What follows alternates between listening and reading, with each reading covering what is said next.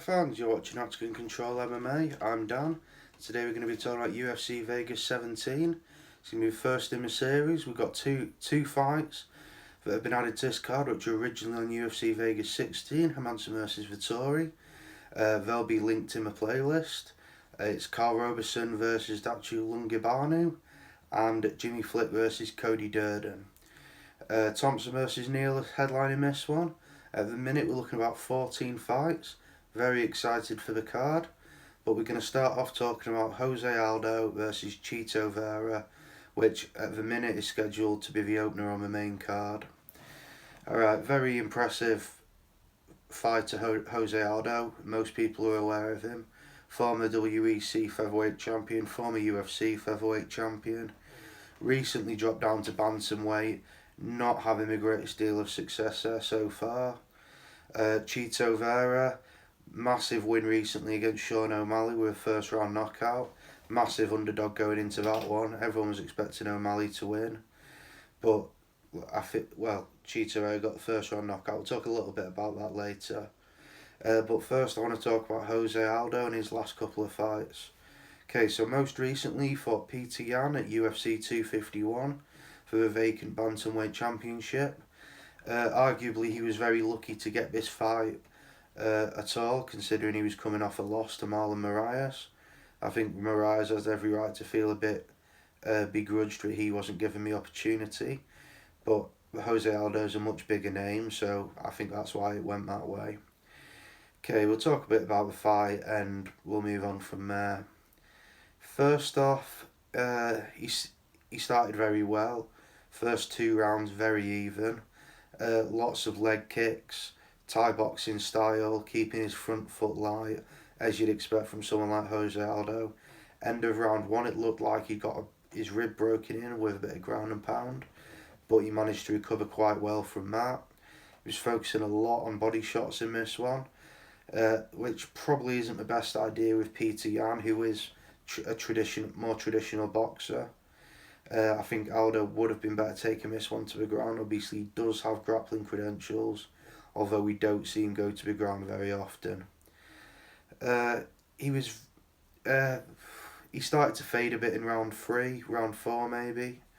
Yan was just getting the better of his striking, and I think Aldo probably at that point he definitely should have shot for the takedown, but he kept trading on the feet.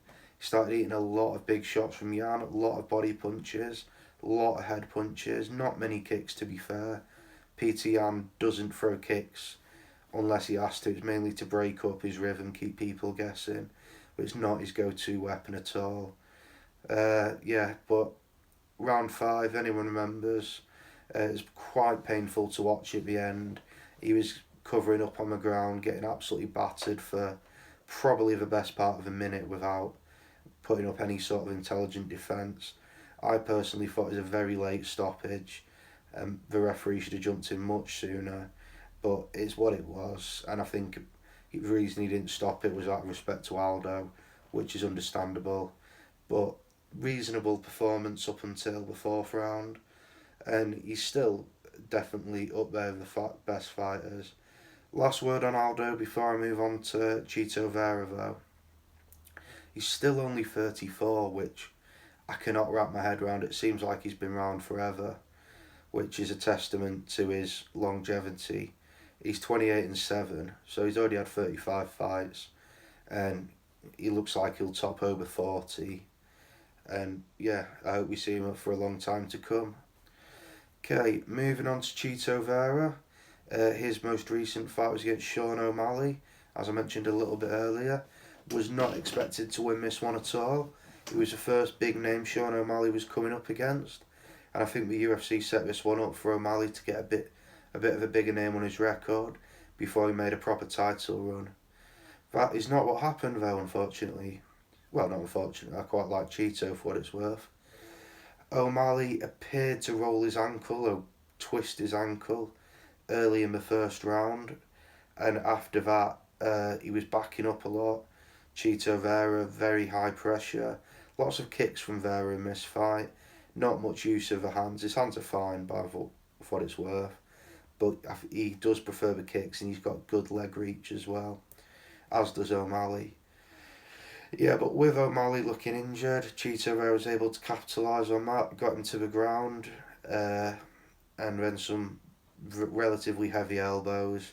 Some people would argue that that was an early stoppage, but I think with O'Malley's injury, it was a reasonable stoppage, and O'Malley got stretched out after, so let's not act like he could have carried on if he wanted to. I doubt he'd have came out for the second round had it gone to the bell.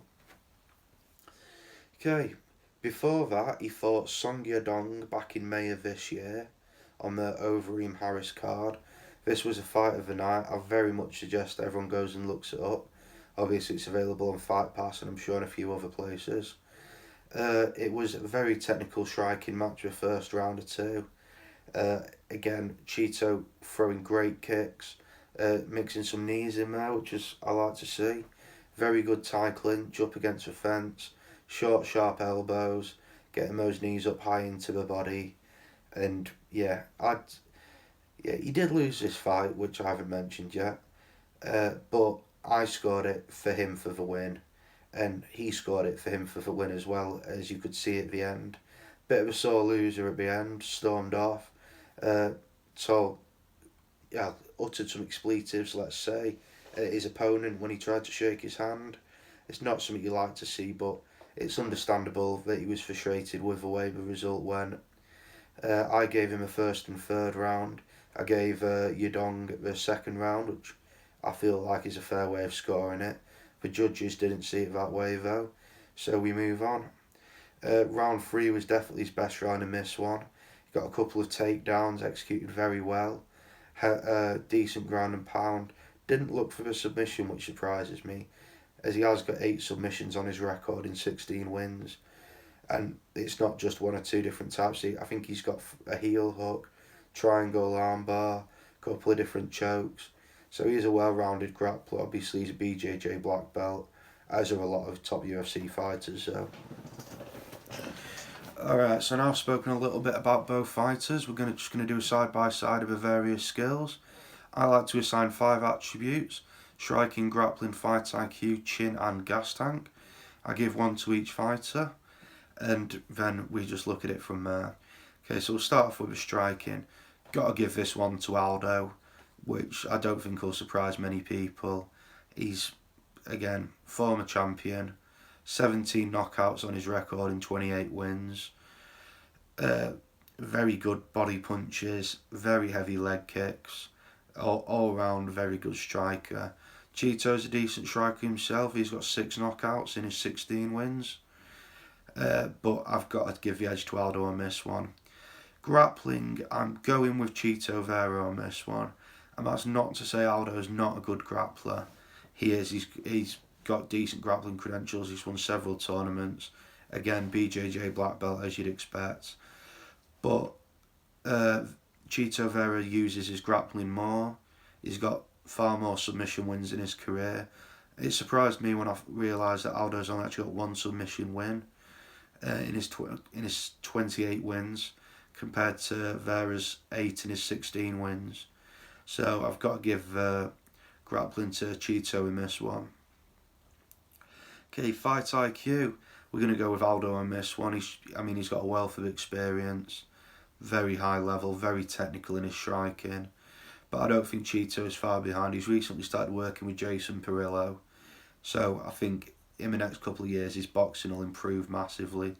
He's still relatively young, 28 years old. He's got a lot of room for improvement. And I think his technique will improve a lot over the coming years, especially with Perillo in his corner. Right, chin. We're going to go for Chito Vera on this one, purely because he's never been stopped, not once. He's lost 6 fights, all of them went to decision. So there's that. Aldo recently has got rocked quite a few times, particularly against Jan. Once or twice against Marlon Moraes. Again, Volkanovski, Holloway beat him twice. He's not looked the best recently. So, yeah, chin's going to Vera. Gas tank, again, Chito Vera. Now, this is a bit of a funny one. If this was a 5-round fight, I'd probably give it to Aldo, just because of the experience he's got. But I think Chito was very efficient with his energy over the 3 rounds. and he fights for the 3 rounds as well. A lot of his stoppages have come late in the second, and in the third round he's got very few first round finishes. So I think he's probably got the better of the stoppages. So the better of the gas tank on this one. But overall, I believe this is going to be a very close fight. The odds on this one, Jose Aldo's coming in at 4-6, minus 150.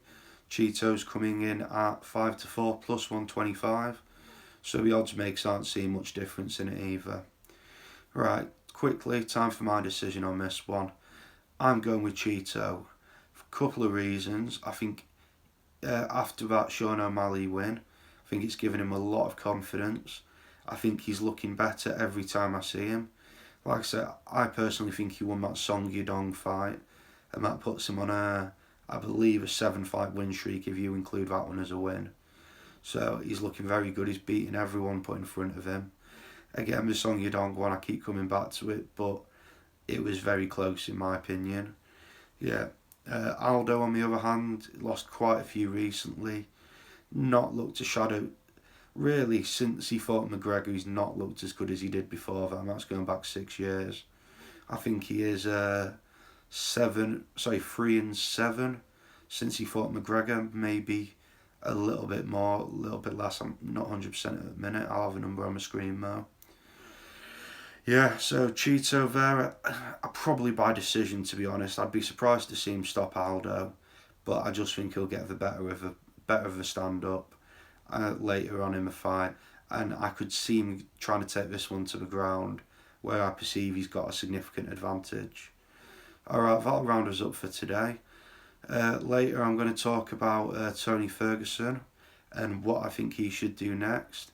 I'm also going to be doing a breakdown of a featured prelim of this one, which is Belal Muhammad, Diego Lima, both welterweights, both looking to crack that top 15. So that'll hopefully be something to look forward to for everyone. There'll be a link in the description to the playlist that'll have all the UFC Vegas 17 breakdowns on it. And apart from that, I hope everyone has a great day, and I'll see you later.